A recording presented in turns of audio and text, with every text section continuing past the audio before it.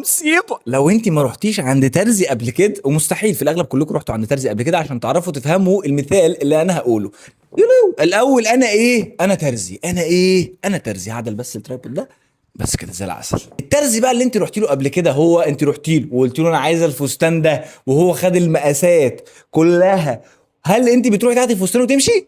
مستحيل. ليه؟ لان مفيش حاجه في الدنيا دقيقه 100%. برغم ان هو واخد المقاسات وعارف انت عايزه ايه، لازم برضه يعمل بروفا مره واتنين وممكن ثلاثه وممكن اكتر من كده بقى انت وطاقتك. فنفهم بقى من كده ايه؟ ان الحاجه بتتظبط علينا بالبينج بونج. بالبينج بونج بتتظبط علينا بالايه؟ بالبينج بونج. انا ايه؟ انا ترزي. اعتبري بقى ان الفستان ده هو البلان، وانا ايه؟ انا ترزي.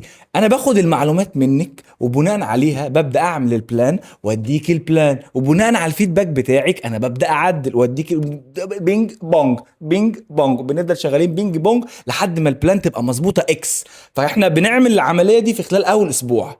فبالتالي الثلاث اسابيع اللي جايين لحد ما الشهر يخلص ونرمي بقى الفستان ونجيب فستان جديد، احنا نفضل عايشين في فستان واحد؟ احنا عندنا البروجرام بتاعنا فيه 3 فساتين. فاتمنى تكون المعلومه وصلت. يبقى انا ايه؟ انا ترزي. طب اللي تحت ده ايه؟ كابتشا. ننزل بقى نقراه. يلا سلام عليكم.